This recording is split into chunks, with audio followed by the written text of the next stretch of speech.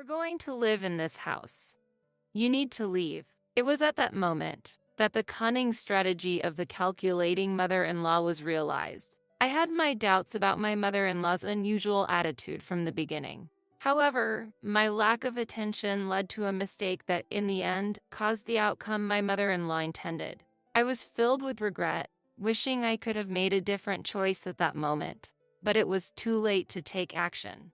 The divorce papers I impulsively filed were also part of her plan. However, I never imagined that my lack of planning would cause a significant disruption in her scheme. As is often the case in stories, schemes of people who are jealous of the successful and behave in a shady manner often end up not going as they had planned. In the end, only those who are sincere and kind receive the benefits of fortune. My name is Isabella. I quickly became close to my husband, Gabriel, whom I met through a friend, and we soon started dating. Gabriel was 9 years younger than me, but I was swayed by his earnest pursuit, and we got married. However, Gabriel's attitude changed significantly after our marriage. The affectionate gaze he once had disappeared, and his interest in me gradually faded. This change continued even after our child was born, and Gabriel showed no interest in parenting. His job involved frequent transfers, many of which were solitary assignments away from the family. It has been 10 years since we got married, but his return home has become extremely rare. Our son, Sean, is very shy and does not get along with his father, Gabriel.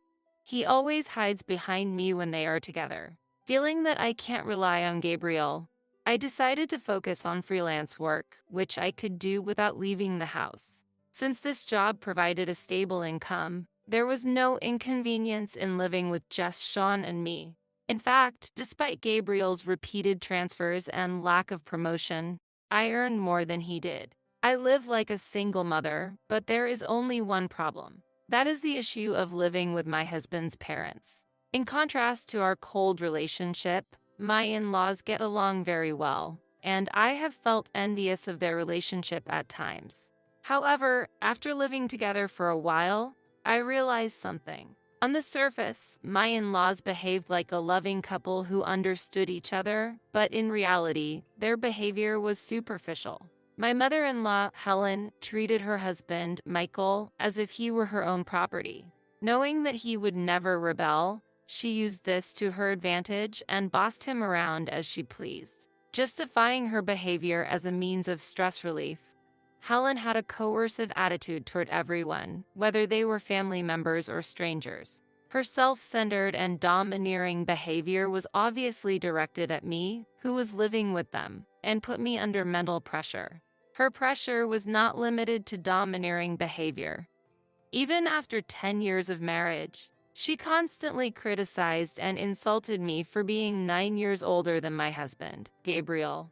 Helen often publicly said, "Poor Gabriel marrying an older woman. He deserves a younger and more attractive woman," hurting me. Ironically though, the one that proposed was Gabriel. She ignored that fact and continued to criticize me, hurting my feelings in the process. Even so, while living together, I did not want to unnecessarily worsen our relationship, so I had no choice but to endure in silence. Then, one day, I received an unexpected call from my father. When the phone rang and I picked up the receiver, I was informed by him that my mother, Mary, had been in a traffic accident. Shocked by this sudden news, I immediately rushed to the hospital where my mom had been taken. Arriving at the hospital next to my anxious father, my mother greeted me with a smile and said, "Really, your father tends to overreact. Don't worry, I'm fine." Seeing her healthy appearance and cheerful response, I was relieved that she had not suffered any major injuries.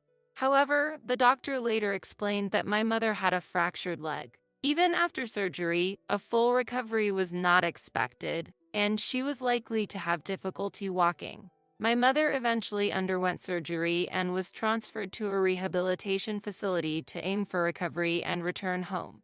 After 6 months of rehabilitation, she became somewhat able to walk, but she could not regain her previous freedom and needed a walker even after returning home. After she was discharged, I decided to spend a few days with her and realized that it would be difficult for my elderly father, who suffers from back pain, to support her daily life alone.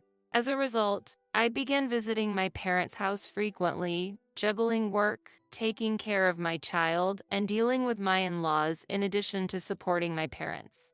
My mother-in-law, however, seemed dissatisfied with my choice to take care of my own parents and never offered me a word of comfort despite my busy life. Do you not feel ashamed that a daughter-in-law is neglecting her household duties? My husband and I are exhausted from work. Yet what are you doing? She continued to criticize.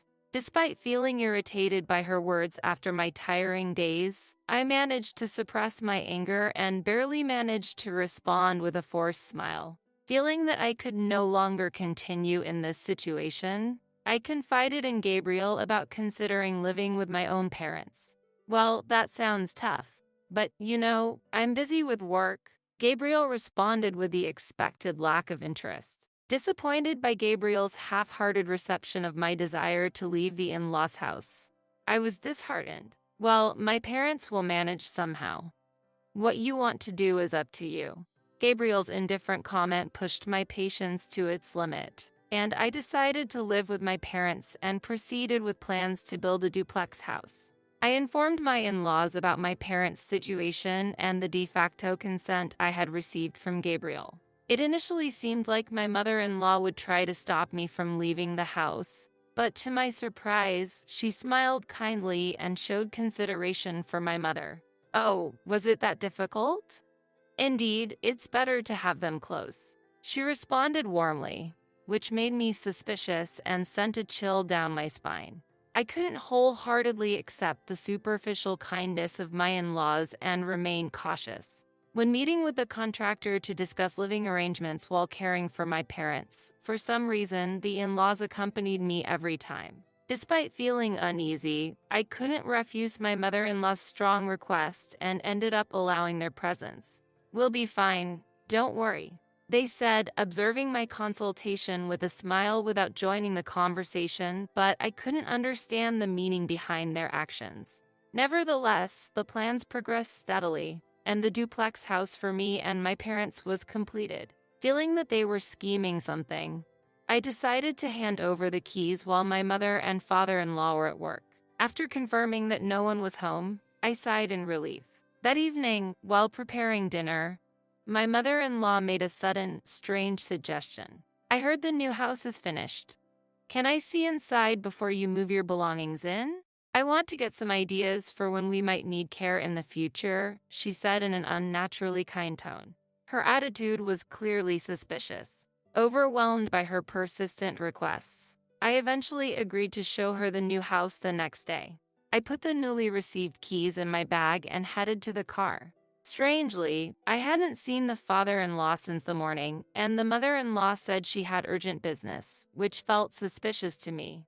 During the drive to the new house, my mother-in-law was oddly engrossed in her smartphone in the passenger seat. Though I was driving and couldn't see the details, her behavior seemed unnatural. Arriving at the new house, she looked around restlessly, inspecting the surroundings, while I watched her every move with suspicion and caution. I did not let my guard down. Upon unlocking the front door, she suddenly pushed past me and boldly entered the house. Determined not to let a single scratch mar our new home, I threw my bag into the shoe cabinet beside the entrance and hurried after her.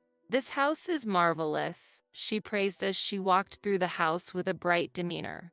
I closely observed her for any suspicious actions, but nothing seemed amiss at that time. Just as I was about to suggest we leave after my mother-in-law had thoroughly savored every corner of the house, I heard a noise from the supposedly empty entrance. Rushing there, I found my father-in-law smiling warmly. "Finally arrived. You can go ahead and bring the luggage," he called out, and as if on cue, luggage began to be carried in one after another. Confused by what was happening, I tried to stop the influx of belongings but was hindered by my in-laws, and before I knew it, everything was over. "What on earth is going on?" I demanded, and my mother-in-law looked down at me with a smug expression. "We're going to live in this house. You need to leave." At that time, the words uttered by her were beyond my understanding. Hurrying to the entrance, I checked my bag that was supposed to be there, only to find that the master key, which should have been inside, was nowhere to be found. While I was desperately searching the entrance area, my father-in-law appeared with a full smile and declared loudly, "Looking for this? From now on, we will live in this house. I would like you to leave promptly." Holding the master key taken from my handbag, the sight of my father-in-law looking down on me sent chills down my spine. Next to him, I saw my mother-in-law carelessly throwing my personal belongings outside the entrance. Their secretly planned scheme became clear, and I gave them a stern look on the spot. "I understand. I was at the limit of my patience," I quietly stated, feeling the difficulty of accepting the situation. I gathered my scattered bags and shoes and, while holding back tears, got into the driver's seat of the car and eventually left the premises of my new house. Heading straight from the new house to the city hall, I received the necessary documents for divorce proceedings, and upon returning home, I found that numerous essentials, including shoes and clothes that should have been there until the morning, were gone. It was only at that moment that I realized why my mother-in-law was glued to her smartphone during the ride. It was so she could coordinate a plan to take over the new house with her husband. Deeply disappointed, I headed back to the new house. When I pressed the intercom button, my mother-in-law's bright and satisfied voice reached my ears. As if to thwart my attempt to reclaim the house, she locked the door and peeked out through a small gap. When I handed her the divorce papers through the narrow gap, the documents unexpectedly swiftly returned with Gabriel's signature, just as I expected. "I'm glad I prepared beforehand. And thank you for leaving the house-related documents for us," my mother-in-law said smoothly. The mortgage and other related documents for the new house were kept in the new home so that they wouldn't get lost. I calmly tried to resist for the final time, but my mother-in-law coldly sneered at me. "I've already contacted the bank. We won't concern ourselves with what happens next," she declared. "I'm surprised at your naivety. We're already preparing for refinancing and other necessary procedures," she continued. Shocked, I returned home, quickly packed my and my child's belongings, and prepared to move, relocating to my parents' house within the day. About a month later, an unexpected call came from my mother-in-law. Wondering what it might be about, I answered, only to hear her screaming in an intense tone on the other end. "Wait, this is not what we agreed on. You deceived us," she accused me, despite the fact that they were the ones who had devised the scheme. "What exactly do you mean?" I inquired. My in-laws had deceived me and forcefully took the newly built house from me, thinking I had also already completed the refinancing of the mortgage. However, the miscalculation was, unexpectedly, on their part. Facing a demand for a lump sum repayment from the bank, my mother-in-law had been trying to secure a new mortgage from another bank. However, by proceeding with the contract without paying attention to the mortgage details, she committed two major mistakes. The first error was that the mortgage was solely in my name. My mother-in-law misunderstood that Gabriel and I had taken out a joint mortgage and was appalled at the lump sum amount she was requested to repay. Moreover, she naively thought that being co-borrowers meant only half the mortgage payment would suffice. But reality was not that simple. Repeatedly making unilateral demands at the bank, my mother-in-law eventually got denied and seemed to have ended up securing another mortgage using different financing. Yet, there was another crucial point that she had overlooked. Another miscalculation was related to their age. While I had some leeway in borrowing capacity and term, it was impossible for my in-laws, who were both over 60, to secure funds under the same conditions. My father-in-law had been working as a contract employee for years without a substantial income. My mother-in-law also worked part-time, however only in the mornings, which also didn't amount to much. With that in mind, it was impossible for the two of them to pay off the mortgage for that house. Without properly reviewing the repayment plan, my mother-in-law just peeked at my plan and thought paying the same amount would be fine. As a result, they received a bill exceeding their expectations by more than 3 times the amount. This call was from my mother-in-law, who, noticing an anomaly in their account balance as the payments began, contacted me in a fury. "There's nothing I can do even if you tell me. It's impossible for a full-time housewife like you to pay such an amount. I haven't received any explanation from Gabriel, and there must be something behind this. Tell me the truth, now." "What do you mean?" "There's no hidden agenda. In fact, Gabriel has not contributed a single penny to our living expenses since before our child was born." "What do you mean? Then who has been paying for the living expenses all this time?" "I've been working from home, so I certainly have an income. Besides, as far as I know, it's probably more than Gabriel's salary." At my response, my mother-in-law was momentarily lost for words, but I could easily imagine her being flabbergasted on the other end of the phone. Even when our family went out to eat, my mother-in-law and the others usually left the payments to me. "It's obvious that the daughter-in-law should pay," they would say, "but have they ever considered where that money came from? I don't know what the in-laws spend their earnings on, but it's likely that the two of them, having no savings, were relying on our income for their old age." Fed up with her selfish demands, I ignored her accusations coming from the other end of the phone and ended the call. After that series of events, the calls didn't cease to end, making my phone ring multiple times a day. However, I deliberately chose to avoid answering and consistently ignored her calls.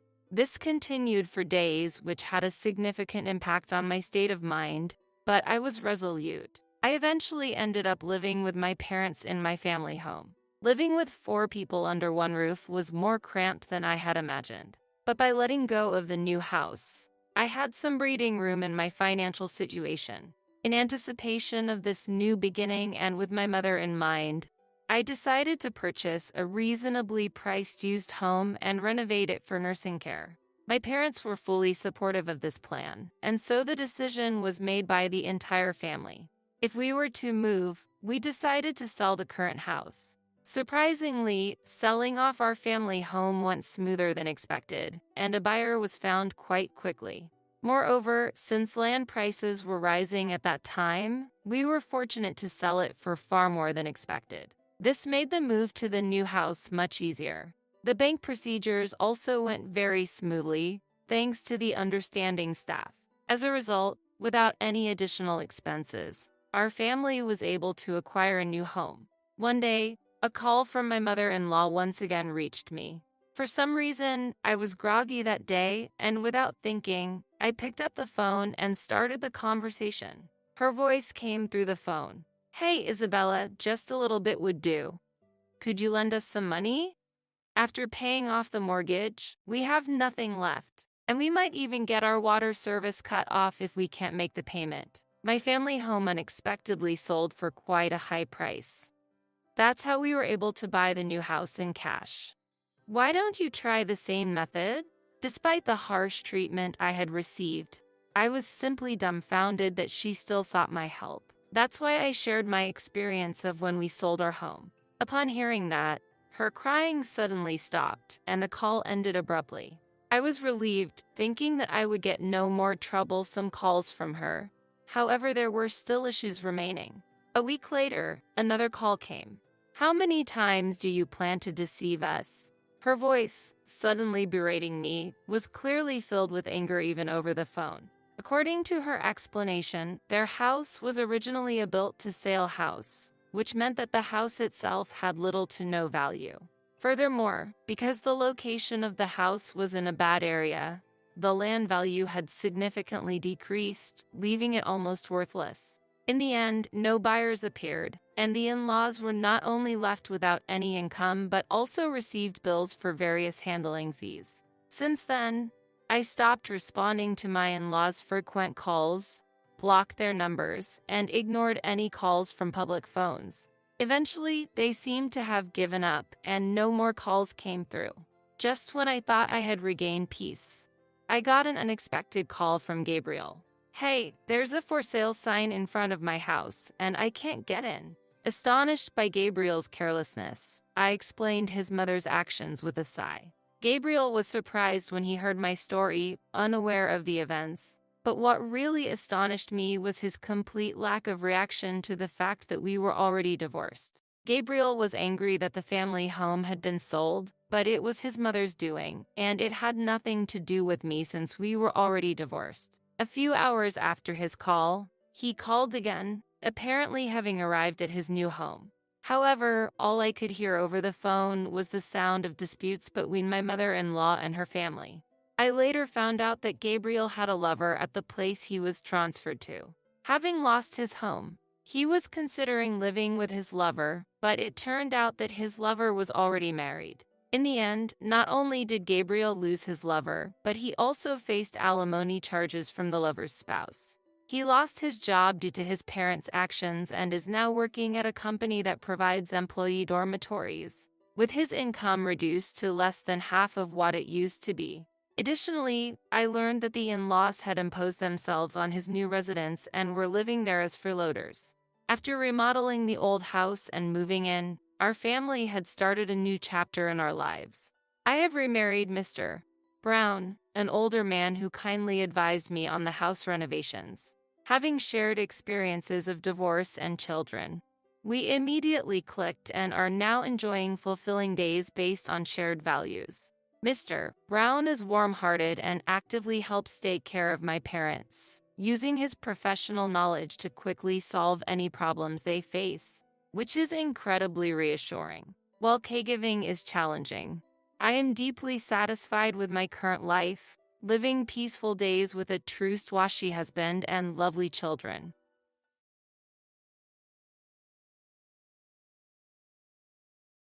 It seems my husband has been possessed by an evil spirit. This house will be given to Jenny. If you disagree, let's divorce. To think that the house I bought would be given to our eldest son's spouse. You better leave this house quickly. Ha ha. My husband sided with his daughter-in-law. I will put the house under my name. A monthly repayment of $1,800 is possible. Ha ha. My eldest son is also on his wife's side. Well, I'm no longer attached to such a dirty house. Then, as you all say, I will leave this house. You three will suffer from now on. Be on the lookout for what's about to happen. My name is Dorothy, and I am 60 years old. I hold a senior position in a leading company and have a higher status than usual. I live with my husband, Frank, who is 2 years younger than me. Last year, we renovated our house in preparation for the future. Our house was built by my father and has aged and deteriorated over the years. Therefore, we wanted to improve the living conditions to spend the coming years comfortably. However, considering our age, the monthly repayment amount is somewhat high at $1,800. But since I am an executive at a large company, the chances of passing the loan screening are pretty high. Frank works in management at a medium-sized restaurant but earns less than me, so the loan is more likely to be approved in my name. My salary alone makes it difficult to continue with the house loan. This house, originally belonging to your father, is currently registered in your name. I'm sorry, but could you take on the full amount of the loan? In return, I will contribute more to the household than before. After such a discussion, we decided to renovate. The renovated house has become more comfortable to live in, almost like a different place. It's very pleasing to know that by renovating the house I've lived in since childhood, I can continue to live here for a long time. I never imagined that the day I would leave this house would come. It was sudden. My cell phone vibrated. I'm getting married. My son Steve told me over the phone. Steve is 31 years old and works as a middle manager in a leading company. My eldest son, who has always been an excellent student, devoted to his studies and club activities, has continued to be enthusiastic about his work as an adult. That might be why I have never heard about his romantic relationships. I was very curious about the woman he was considering marrying.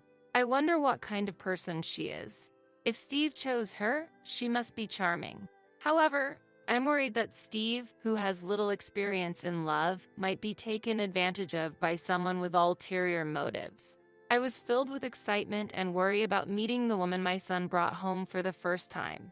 Then, the day of the first meeting arrived. A woman with brown hair and a white chiffon dress, exuding purity, came to visit. I'm Jenny, please take good care of me. She was polite and charming, making for a likable first impression. I'm honored to meet you, father and mother. She smiled, showing her sparkling white teeth. If it's her, I can entrust my son with ease. I felt this way, and it seemed Frank shared a similar opinion, showing a smile. She's a wonderful girl. When Frank murmured that, she said, I'm so happy to hear that from you, Dad. I look forward to getting along with you. Gripping Frank's hand tightly and looking back at him. What's happening? Her intimacy surprised me, and I was a bit bewildered. Steve seemed surprised as well. However, a complex expression appeared on Frank's face. It wasn't jealousy, but it wasn't a comfortable feeling either. What are you doing?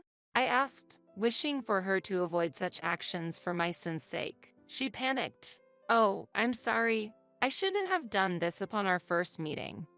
And quickly apologized, withdrawing her hand from Frank's. I'm often told that I don't understand personal space. It's not intentional, but I'm truly sorry. It seemed like it really wasn't intentional. Still, I was somewhat surprised by her actions, considering I initially had a good impression of her. However, Steve truly loved her. Yeah, Jenny might have a strange sense of personal space. Haha, but that's part of her charm. I'm not good at talking with women, but she approached me proactively. That's why we could become so close and consider marriage. I didn't expect Steve, who is usually passive towards the opposite gender, to change so much because of Jenny. Please take care of Steve. Despite various emotions, if she is a good person, everything will surely be okay. I accepted their engagement. Afterwards, things progressed swiftly, and within a few weeks, they had officially submitted their marriage registration. I wished for the best for their future happiness. One day, half a year after they got married, I'm home. When I returned from work, there were unfamiliar women's shoes at the entrance. Stepping into the living room, I found Jenny. Oh, Mother, welcome back. The table was littered with empty cans and bottles of alcohol. It seemed they were enjoying some drinks. What's this? I wondered about the two of them having a party without Steve. I happened to meet Jenny on my way back from work. We talked about wanting to get closer, so we decided to drink together. But since it was before payday and money was tight, I suggested drinking at home. Why have a party at home? It would have been ideal if Steve also joined, and we all could have had fun together. I don't want to intrude on the newlyweds, but it would have been better if we gathered at Steve and Jenny's place. I tilted my head and answered, Indeed, we could have done it at our house, but the beauty of this residence is exceptional, and our place is a bit messy right now. Jenny's speech was unclear. She was slurring her words, clearly quite drunk. Hearing her normally precise speech become lax under the influence of alcohol was unexpected. But what was the reason for enjoying the alcohol just between the two of them? Why didn't you call Steve? I found it unusual for a daughter-in-law to come to her in-law's house to drink, especially during the honeymoon phase. After seeing them together, I started to look for Steve. Steve is currently busy with work and working late into the night. Because of that, I've been feeling very lonely. Jenny said, starting to cry. It's okay, Jenny, you've done nothing wrong. The problem lies with Steve, who leaves you alone despite being newlyweds. Saying this, Frank gently stroked her head. Father, what is this situation?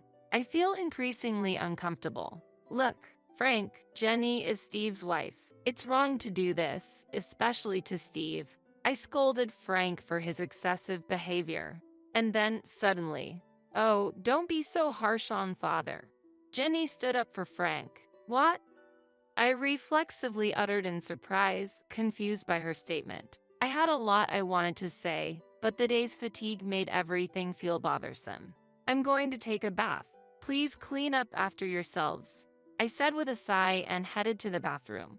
Afterwards, I called Steve to explain the situation, and he replied that he would leave work and come to pick her up immediately. Jenny's behavior seemed very odd to me. However, the fact that Steve rushed over to get her showed me how deep his affection is towards her. But I couldn't shake off the feeling that their future domestic life might be somewhat troublesome. Reluctantly, I decided to give advice about their future life when Steve arrived. While lost in thought in the bathroom, quite some time had passed. Returning to the living room with a somewhat dazed mind from the heat, Steve should have already picked up Jenny, but oddly, despite coming by car, they both seemed to be enjoying alcohol. "Steve, you came by car, right? Why are you drinking?" I asked, to which Steve, appearing drunk and cheerful, replied, "Actually, Jenny told me to drink, and it turned out we're staying over tonight. It's good news that my son is staying over." However, the unexpected accompaniment of his wife was somewhat concerning. The decision felt quite abrupt. "What?" I was inwardly astonished, but Steve had already drunk alcohol. "Hey, Mom can drive you. It's okay." I didn't want the daughter-in-law to stay over. Despite feeling tired, I offered to drive them home. However, Steve said, "Come on, it's okay. You're tired too, right? Why don't you join us for a drink instead?" With an innocent smile. At that moment, I found myself speechless without any room for argument. Haha, huh? At that instant, a feeling of discomfort sprouted within me. Suddenly, Jenny looked at me with a smirk, as if her smile harbored some conspiracy.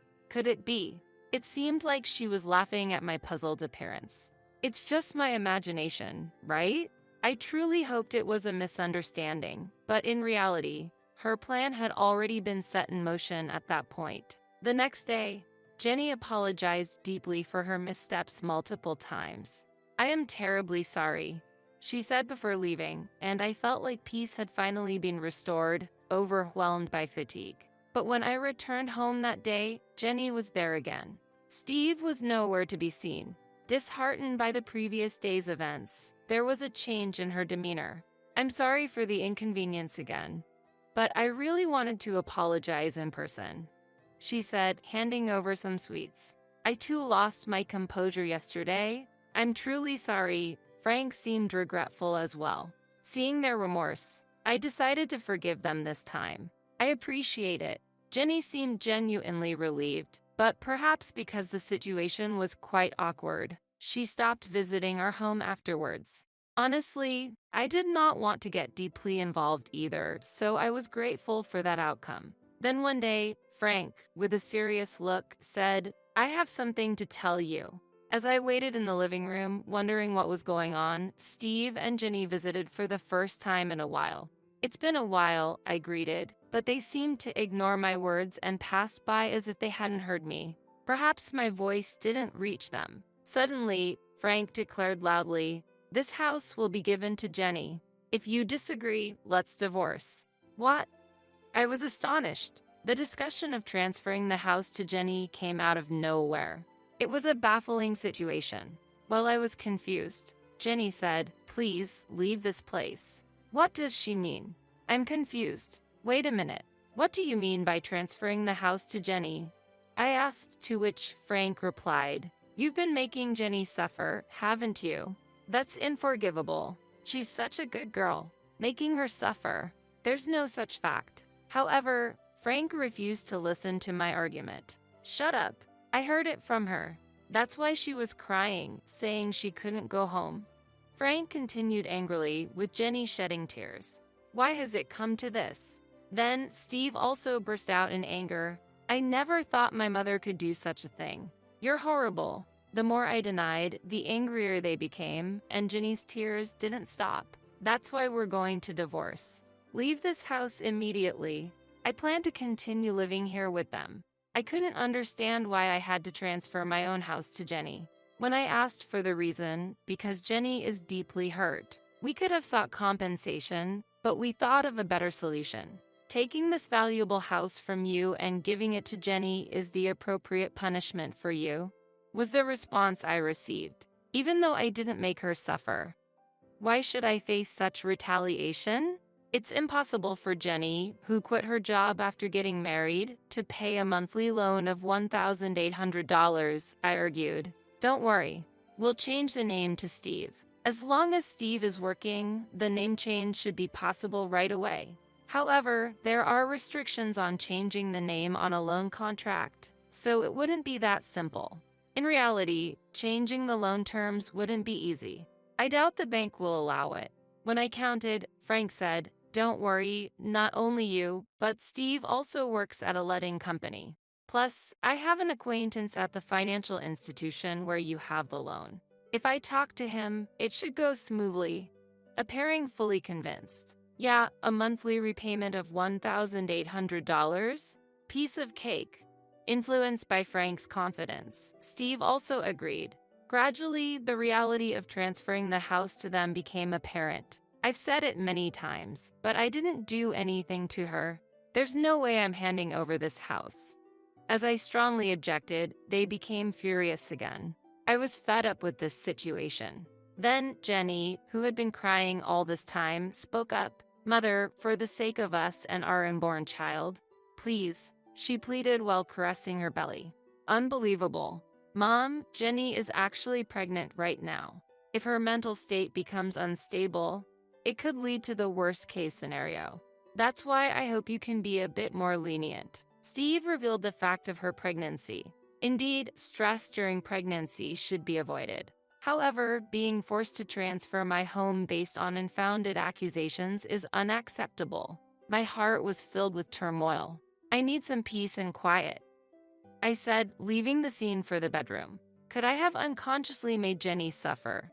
I pondered while lying in bed when I found a strand of brown hair on the bed. What's this?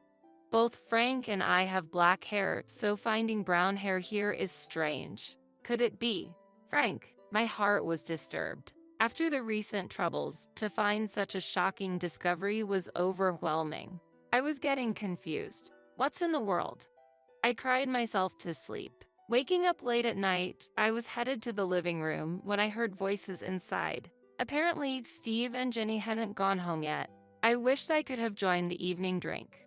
Someone said, "But Jenny, you're pregnant. You need to refrain," was the response. Hearing Frank and Jenny conversing joyfully, it felt like there was no space for me.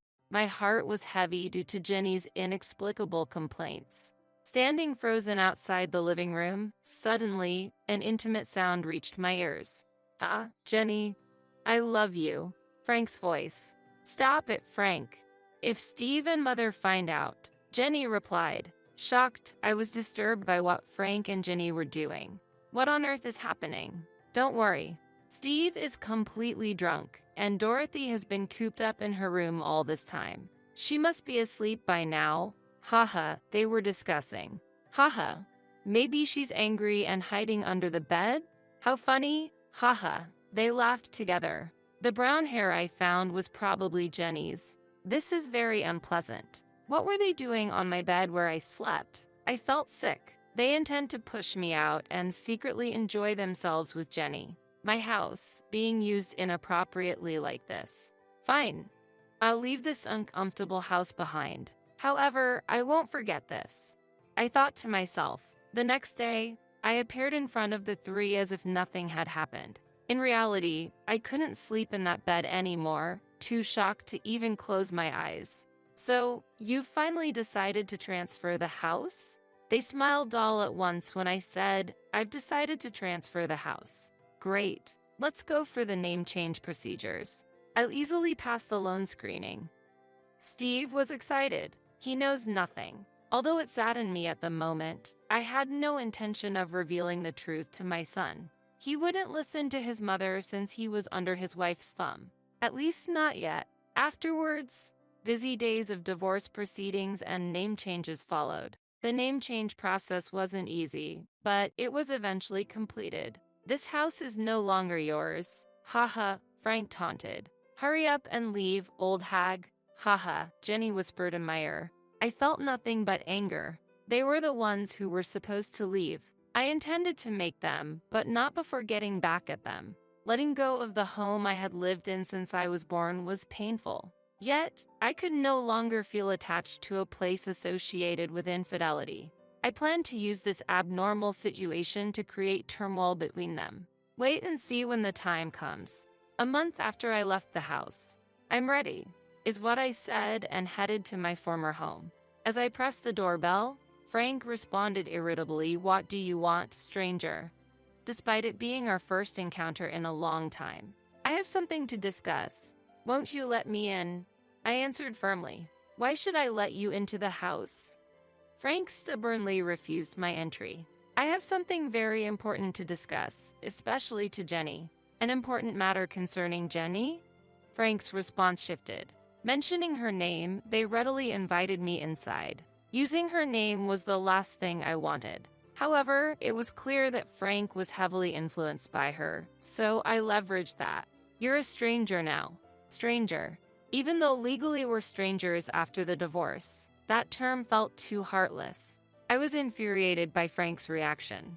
Why are you here now? They became more guarded. I want you to see this, I said, displaying some photographs. What is this? Their surprised voices filled the room. The photos were of Frank and her on a date, captured by a detective I hired to follow them after our divorce, recording their moments together. Wait, what? This is... Steve was unsettled. So what? We're just daughter-in-law and father-in-law with a good relationship. Nothing more, right? Why would you take such meaningless photos? What do you want? They insisted they were just close. Really? Then what about this? I pulled out my smartphone and played a certain audio. I've always liked Jenny. Keep your voice down, or Steve and my mother-in-law will hear. Their voices and inappropriate sounds were recorded. What's this? On the day I discovered their relationship, I had secretly recorded their conversation. You're just misunderstanding. Frank desperately tried to explain. Misunderstanding? This is clearly a problem. Steve erupted in anger. Jenny just looked down. I pressed further. Let me ask you, whose child is in your belly, really? Steve's complexion changed. Could it be Dad's? He was lost for words. That's impossible. He always comes. Oh, she inadvertently confessed. You admitted it. You just said it. Their argument intensified and Frank and Steve got into a scuffle. Ouch! Jenny seemed to be in pain, which made them stop fighting. I seized the moment. Haven't I always said? I didn't make Jenny suffer.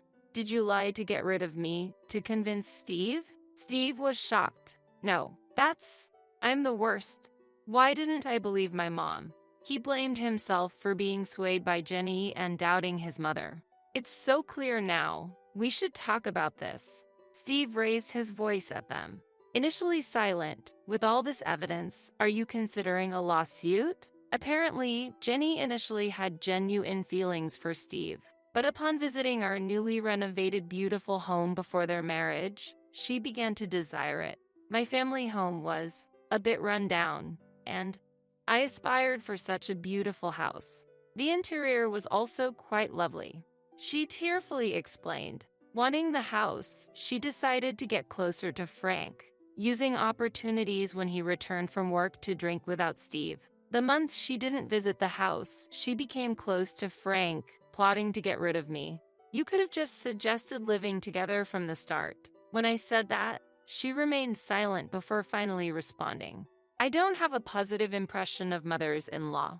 My own mother and grandmother were always fighting, and my grandmother constantly bullied my mother. So, I wanted to avoid living with my mother-in-law. Getting rid of you was the only solution to live comfortably in a beautiful house. If she had such an image of a mother-in-law, she wouldn't want to live together. But to go as far as taking my husband. However, how did Frank perceive this situation? I knew I was being used, but I fell for her the moment we exchanged greetings, shook hands, and she smiled at me. Despite knowing he was being used, Frank fell in love and decided to abandon me to keep her by his side. You guys are really unforgivable, Steve said as both of them looked down, tears streaming down their faces. Steve decided to get a divorce. DNA tests on the newborn confirmed Frank as the father. I won't be paying child support, he declared, demanding alimony from them. I made a similar choice. I never thought I'd be demanding alimony from my own father. I gently patted Steve's head as he sobbed. Our lives were thrown into chaos because of a foolish woman's actions. However, the life that got thrown into chaos the most was her own, which she would regret forever. My prediction was spot on. 2 years later, she chose to continue living with Frank in a de facto marital relationship, claiming it was for the child's sake. And to work and raise her child, she had to leave her newborn at daycare. Today, Grandpa, Dad came to pick you up, huh? She seemed to attract attention from other mothers at the daycare. While the children played well together, she felt lonely not being able to make any mom friends. Additionally, when she explained her divorce and relationship with Frank to her parents, they got furious, directing their anger at Frank too. Now, she is estranged from them. This was all the result of her own choices. Meanwhile, Steve lives alone in that house. I wanted to sell it, but that would be too cruel to Mom. After all, this is the house where Mom has lived all her life. I couldn't sell a house filled with such memories. He felt disgusted by the house and considered selling it but couldn't due to guilt, possibly influenced by my repeated expressions of discomfort towards the house. He arranged for house cleaning and disposed of all possessions belonging to Frank and her. Steve, acknowledging the trouble caused by her, said, "It might be because of that woman, but I've troubled you, Mom. You might not be able to forgive me, but please let's meet up sometimes. Visit the house. And let me be a good son to you from now on." And gave me trip tickets. Steve has shown deep remorse. Although I can't forgive him just yet, I'm willing to work towards restoring our relationship.